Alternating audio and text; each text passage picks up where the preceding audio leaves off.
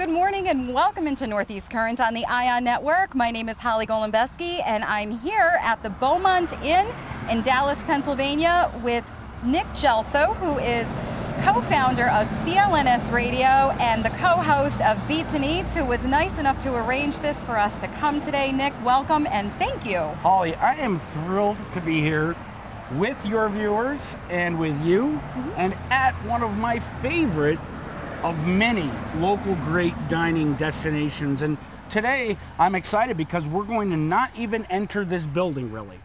We are going to tour the property that sits behind the building that is full of hidden gems right here in northeastern Pennsylvania that a lot of people just don't know about. So I'm excited to get going with this. Well, hopefully they'll know about it now. Once again, the Beaumont Inn, Dallas, Pennsylvania, a hidden gem in Northeast PA. That's where we are. And stay tuned because we'll be right back and we'll be touring the property. It is absolutely beautiful. Thanks for being with us. Stay tuned. From downtown Scranton, this is Northeast Current. WQPX invites you to join us as we explore public affairs, current events, and arts and culture in northeastern and central Pennsylvania. Now let's meet today's guests on Northeast Current. And on Northeast Current on the ION Network this morning, we're at the Beaumont Inn in Dallas, Pennsylvania, and someone that helped us get here today is CLNS co-founder Nick Gelso, who is also one of the co-founders of an amazing podcast on CLNS Radio called Beats and Eats. So tell us about CLNS, Nick, and about Beats and Eats. Holly, first of all, thank you for having me today here on the beautiful Beaumont Inn property in Dallas. CLNS Radio started in 2009 as a sports podcast network, which at that time was pretty pioneering because podcasting was invented around 2005. So we've seen the industry come a very long way. We cover Boston sports, but all sports. As a matter of fact, you cover NASCAR. I was going to say, I have a particular love for CLNS because my show is on Wednesday nights, and that's Race Talk Live with Kate Moss, and Kate Moss being my radio name from my Froggy days. Don't tell anybody. Yeah, we can't let anybody know about that. But, you know, we also cover all sports, and we've been really put forward with credibility to be able to solidify media credentials and passes for all the major sports leagues throughout the United States. As a matter of fact, the World Cup fever will be covering the Liverpool Stars up in New England in a couple weeks. So I think next week at Fenway Park. So exciting. And then around this time last year, we started talking about, my co-host, business partner and I, Ty Ray, we started talking about branching off into what our individual talents or our careers were prior to getting into sports broadcasting. Ty is a radio and television veteran of 25 years in major markets out on the West Coast. Matter of fact, today he's out at a charity festival in Tacoma, Washington, covering the event for Beats and Eats. I, as you know, have been a restaurant consultant, owner, operator, oh God, since I was 21 years old. So we've taken the food and the sports journalism, combined it, the Beats and the Eats. Now we are a network of entertainment really and foodies. So we feature 4 to 5 Hell's Kitchen chefs who host their own podcasts with us. We have the winner of Cutthroat Kitchen. We have Lydia Cornell from Too Close for Comfort in the 80s who works with us. And really, we mentor people to learn how to broadcast and podcast. So it's a lot of fun, especially working and watching people succeed with your business plan. And that's kind of how we got here today at the Beaumont, as they are a client of my restaurant consulting company. Well, something about Beats and Eats that's extremely impressive is the fact that you weren't even on the air that long and you were nominated for a Stitcher Award. Yeah, so exciting. 2013, we launched our iTunes, Stitcher, TuneIn feed in October, and in January we got word that our network, Beats and Eats, was nominated for Best Food and Wine Podcast Network of 2013. So 2 months, we were nominated. It was a great honor alongside of NPR, I think the BBC, Alton Brown and Andrew Zimmern, and we lost to Alton Brown, which in my book, Holly, I think that's a win. I think it is with his credentials. So for sure. We've always supported the locals here in Northeast PA, and that's why we're here today. At the Beaumont Inn here in Dallas. It's absolutely beautiful. There's so much to do here, so much to say about a hidden gem here in northeastern Pennsylvania. So stay tuned with us. We're going to be right back, and we're going to be talking to the executive chef here, and we're going to be learning about the property, about the bed and breakfast, and about their incredible garden. So stay tuned. We'll be right back.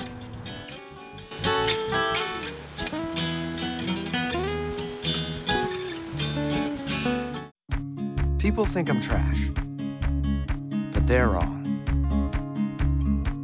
Today I'm just an aluminum can, but one day I could be a stadium.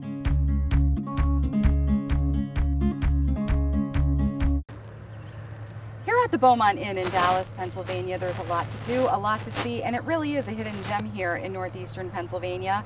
Nick Gelso from Beats and Eats and CLNS Radio has a lot to do with the local food industry, well, actually going beyond local. I mean, you're national and international now. But Nick, tell us a little bit more about Beaumont, and then executive chef Jeff Huntzinger is going to tell us a little bit about why it's so unique here at Beaumont. Thanks, Holly. Yeah, I got involved with Beaumont around the first couple weeks of Rob Friedman, who is the proprietor here, taking over the property. And I've really been invested in this restaurant. I mean, I guess not financially, but I guess time-wise and emotionally. I really have enjoyed working with them, because it's not just about the food, it's equally as much about the experience. And over the course of the last 12 months, I think Jeff has been our most featured chef at beatsandeats.net.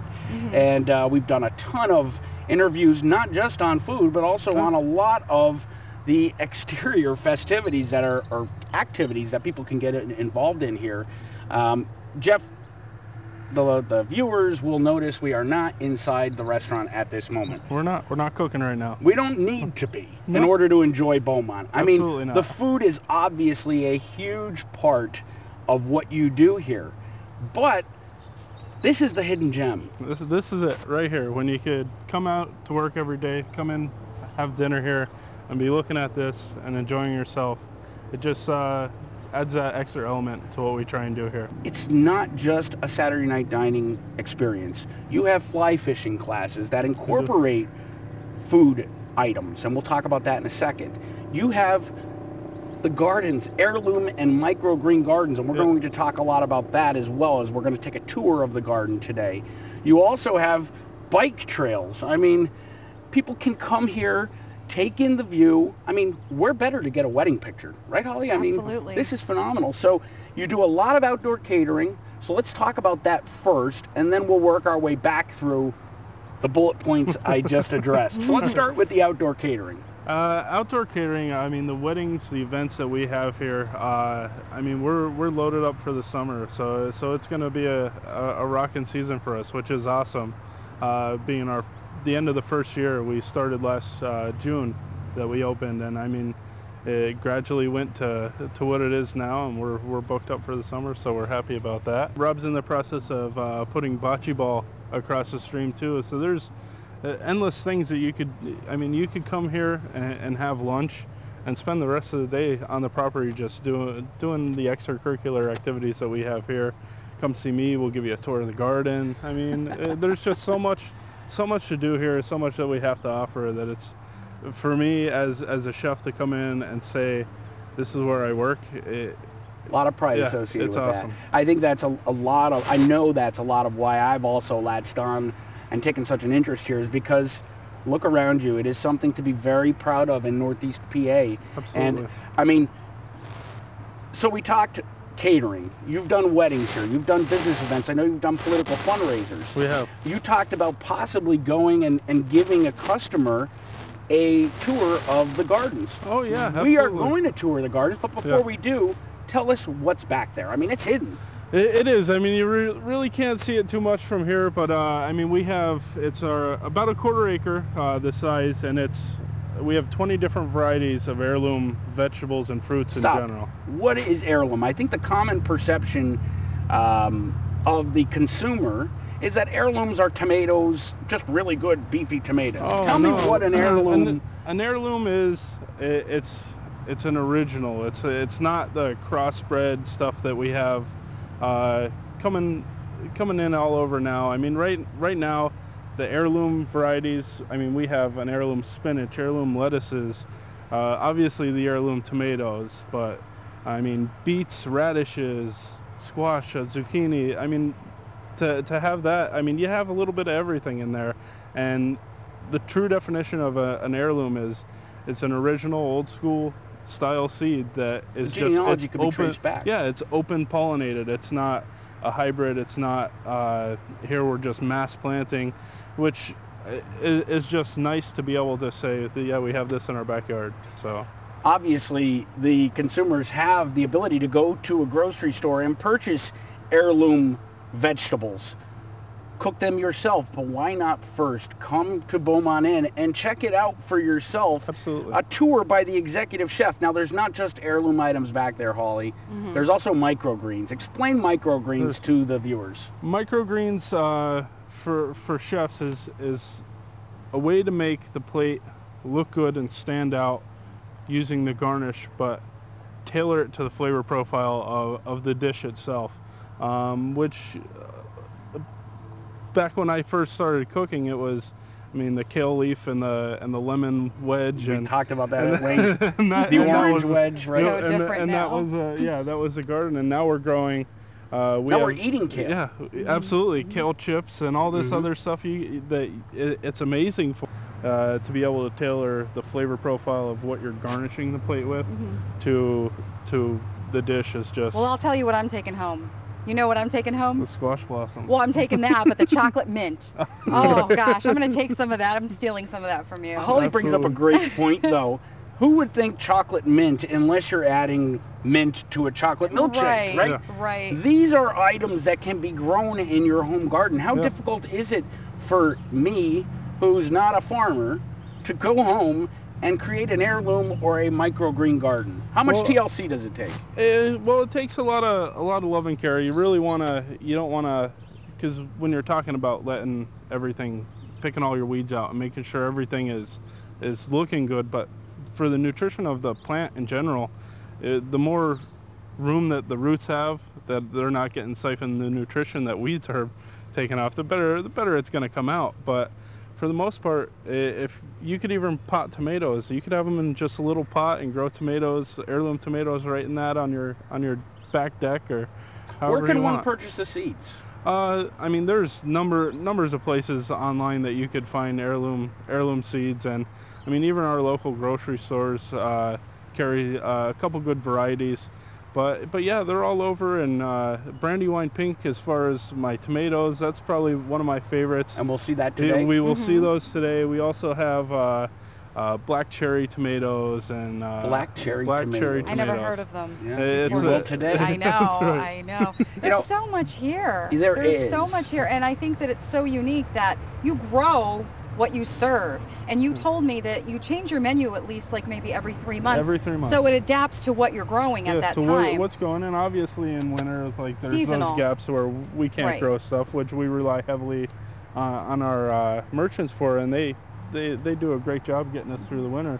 But we could also, stuff that we're growing in the fall season, take that in, and fall squash and stuff like that lasts so long.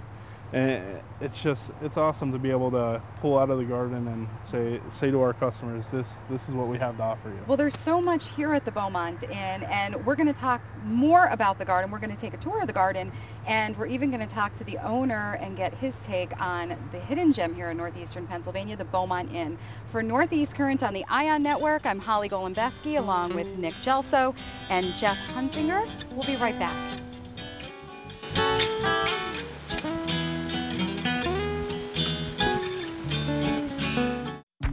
People think I'm trash, but they're wrong. Today I'm just an aluminum can, but one day I could be a stadium.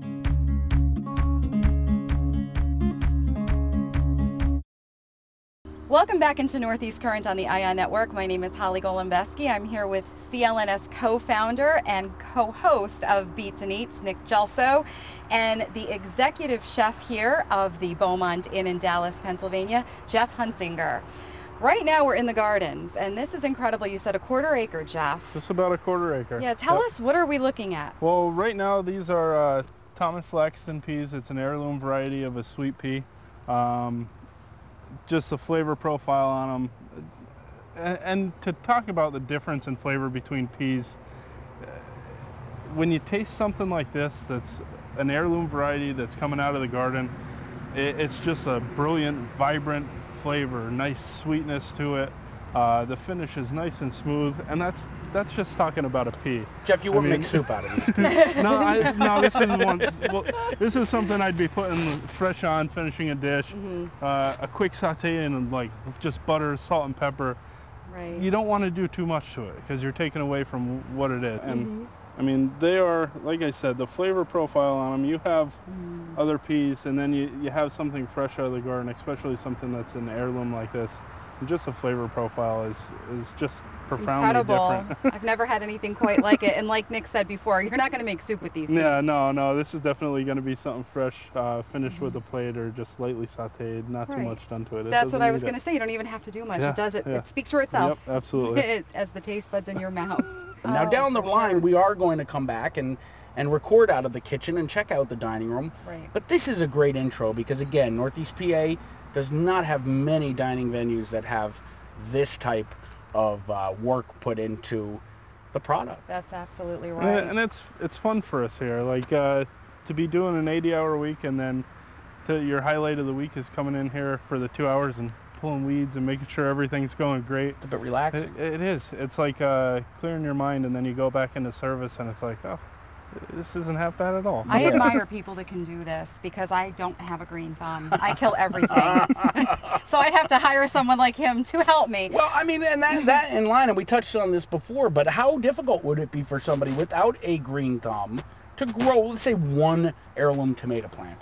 It'd be easy, especially if you're doing it like I said before, where you want to do it in just a big giant pot that you could put on your back deck, your back porch, your backyard, however you want to do it. I mean, and all you do is you plant your seed. You want to get them started inside early, let them get strong before you put them out in the spring and the wind hits them, the rain hits them, and then all it is the nutrition that you put into the plants. I mean, we use for our dirt, we have mushroom compost, and that's all it is. It's not potting soil too. We use straight mushroom compost. And we're seeing a lot of mushrooms popping out of the soil. Are, and that's like the after from just coming out of the beds, and they turn them over after 2 uses, and then they can't use them anymore. And they have such nutritious soil. But not to eat. Not to oil. Yeah, you don't quite want to eat the mushrooms popping up, but it just the fact that it adds so much nutrition to the soil. I mean, we have tomato plants that are 6 foot tall. The last time I was here, these plants were babies. Yeah, I feel like I am the godfather to these tomato plants. How long ago was it that you were here? Oh, geez, maybe May? Yeah. Oh, yeah, wow, just so not about. too long Not ago. too long. I mean, maybe 2 months. They just had planted, and they were babies. Yeah, they were about hip high, and they took off. And like I said, it's just about trying to keep up on it. You want to make sure you get as much weeds out as you can, because that just takes away from the nutrition So of the weeding plant. is super important in gardening. It is, because you have an invasive weed that'll just suck the nutrition out that plant needs to make it into what it needs to be. But as we're roaming through the garden, a lot of the cucumbers, even the lettuces, they look almost ornamental as much as they are beautifully edible. It has the beautiful colors. They all have the beautiful blossoms when they're coming up. I mean, on everything. We have squash blossoms over here that... Let's take a look at those. Yeah, we got to check that out. Yeah, we do. And I mean, here are the squash blossoms we have, and these are going to be served on our menu tonight. What we're going to do with them is we're gonna stuff them. Right now we have a ricotta cheese, watermelon, and cucumber that we're going to stuff into them. We're going to tempura batter them and deep fry them. You said you're coming tonight? That's my appetizer. I was going to say. This is definitely the one. Then we also have some nice squash that we're going to be serving too. The bright yellow. And this is an heirloom. It's called a golden egg. It's just a yellow summer squash, and they're gorgeous, and especially to do a vegetarian dish or a vegan dish, to pull something out like this and, I mean, hollow it out, stuff it, and present it to them just like this. This is And, leading I mean, into a it's great just- question, because over the years, especially as I've transitioned out of the restaurant business and consulted more restaurants, chefs get a lot of times very frustrated with vegan and vegetarian requests. Do you get excited based on the fact that you have all of this to offer them? It is, and I mean, to tell you the truth, like when you get a request, and it used to be like, oh, what do I have? What am I going to do? Now it's just like, oh, I pulled this out today, I could do this. It's just putting a nice dish together of stuff that you just pulled out that morning or that afternoon, like 45 minutes before service, that you could be like, I'm going to be super proud to put this in front of them, because I know they're not going to have another vegetarian dish that's going to be anything A lot like of this, heart and soul put into accommodating vegetarians and vegans. The best part is we could have them walk through it. Like, if you come in an hour or 2 hours before service and you're like, hey, could I take a walk for you? I want to see the garden. I heard you have great things going on. I'll bring you for a tour of the garden. I'll show you what you're going to have for dinner that night. Pick your vegetables, baby. That's right. Yeah, like pick your lobster out of the tank. Yeah, but I Pick mean, your this is nicer vegetables. than lobster. And It is. It really is. But yeah, pick your vegetables. So, all right, we have the squash blossoms. Now I know my years in the industry tells me that chefs would occasionally attempt to buy squash blossoms, which are extremely expensive. Absolutely. You're and talking, delicate. Yeah, you're talking about 30 flowers for about $50. Wow. And I mean, we pulled out 25 blossoms yesterday. There's a good, I'd say 20, 30 more in here that we can pull out for service tonight. And it just lets us do the stuff that anywhere else you would be paying top dollar for. And you wouldn't be able to And it's fresh out of our garden, and it's just the stuff that we could bring that's just awesome. Because as an owner, you're proud to come over and be like, yeah, this is what we're serving tonight. You don't get that very often, and he likes to boast about it, which is awesome, because that just lets us know that we're doing a good job here. Well, So. and Holly, it's also, I think, important to realize that this, though it's a labor of love in a lot of ways, it's also a very large financial investment for Rob initially to put the time into doing these things. Right. And it's not just the heirloom and the microgreen gardens, it's the bike trails, it's the fly fishing courses. The fly fishing courses, they come along with a dinner package, correct? Yeah, the way we did that, it was for the, what did we do? The months of March, April, May, June. No, April, May, and June. We do 2 hours of fly fishing lessons. You get 2 hours to kind of fish the stream on your own. And then you come into the restaurant, you get a 3-course tasting menu. Trouts are going to be your main entree. And then you get a 3-course beer pairing that pairs with that tasting menu. So Wow. Outstanding. That's incredible, and there's just so much pride here, and there should be. And here at the Beaumont Inn in Dallas, Pennsylvania, a hidden gem here in Northeast PA, we're here with owner Rob Friedman and general manager Tom Sobieski. That's what I was going to say. Tom, tell us a little bit about wine classes here. We're hoping to start up our wine class. We do wine dinners once a month. It's the second Wednesday of every month. We're really hoping to start doing wine classes starting in September. What we'll do is we'll teach varietals, we'll teach grapes, the grape varietals itself, teaching regions, teaching the differences between a California Cabernet and a Tuscan Cabernet. Give everybody a little more in-depth feel about wine, so when they're out drinking with other people, they're not always, a lot of people get embarrassed when they order wine. And it'll help open their eyes to different varietals that are in the world, because we're just starting to really break into the wine world again. It's really starting to become a multi-billion-dollar front runner in the world, and people are really starting to dive into it, so I just like to open their eyes more for it. And Rob, I was going to I say. just wanted to add to that. First, we built a wine cellar in our basement here that Tom designed, and there's nobody in this area that knows more about wine than Tom, as our sommelier. He's just a wealth of knowledge, and the guests that come here enjoy listening to him and asking him questions, and it just makes the whole dining experience that much better. And how long ago was it that you took it over here at the Beaumont? The Beaumont was empty for about 9 years, and I would drive by this beautiful property and say, one of these days someone should develop it again, and finally I bought the property about 1.5 years ago, and we opened up about a year ago. Wow, and things have been so different here. It is different than what it was. It's a whole new breath of fresh air. Yeah, well, we've continued. It was a fine dining restaurant, but I think we've taken it a step above that. And in addition to that, we totally did the back patio area, and it's really, we want it to be a destination, a place that people not only come to dine for a wonderful meal and for the wine experience, but also for the whole experience. We have trails in the back. Every room upstairs is done individually. Each has an individual style, and they're beautiful. And very comfortable too, I may add. It's absolutely beautiful, and it is an inn. It's not only one of the best fine dining places here in Northeast PA, it's somewhere you can stay, and everybody is doing the staycations today, and this is definitely a place you want to look into. It's the Beaumont Inn here in Dallas, Pennsylvania. I'm Northeast Current on the ION Network. We'll be right back.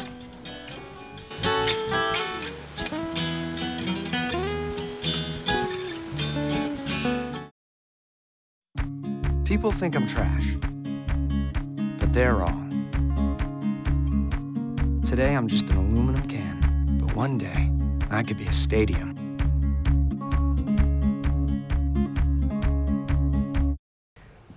Well, certainly here at the Beaumont Inn in Dallas, Pennsylvania, it is a hidden gem in Northeast PA. Nick, thank you so much for arranging this and for having us here today. I think it went really well. Yeah, I thoroughly enjoyed it, Holly, and thank you for having me, and thank you to the local restaurant industry. It's been so kind to me over the years as far as bringing me into their family, and the Beaumont has done that, and I feel very invested, like I said, and I just want Northeast PA residents to know there is a lot to do here, whether it's the hospitality industry or tourism. We didn't even talk about the bed and breakfast here at Beaumont, which we will on our next edition, but there's, as you can see behind us, there's a 12-room bed and breakfast here for tourists, out-of-town guests to come and stay. Even in-town guests. In-town guests. A lot of people do staycations anymore. Get away for a day. And at Beats and Eats, we have really tried to hone in on the independent business people, the independent restaurateurs, as far as bringing a spotlight to the great things that they're doing, including the hidden gems here at the estate at Beaumont. Well, we look forward to coming back here again to the Beaumont Inn, and we look forward to working with you again, Mr. Gelso. Well, that's awesome, Holly. I haven't seen you since high school. I know. Although we talk every day, don't we? So do. it's wonderful to get together and be on camera with you. And if anybody has any questions or wants to hit me up on... Where can they find you? Yeah, absolutely. Facebook.com/nick.gelso, spelled with a G. I'm also on Twitter at CLNS_Nick.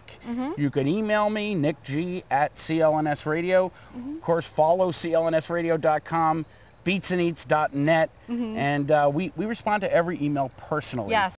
At the Beaumont Inn here in Dallas, Pennsylvania. For Northeast Current on the ION Network, I'm Holly Golembiewski. This is Nick Gelso. We'll see you next week. Buonanotte. Perfect. Oh my God, these are so good. Fun stuff. Good. Make sure you can reference it. You ran out of battery. Belmont, I heard it. Did I not do it again? Did I did it? Why do I keep doing Do you want this? to? Unless I'm the one doing it. No, I'm just kidding. Sorry. Why do I keep saying that? Belmont, because you were thinking about racing. Only it's a different kind of racing.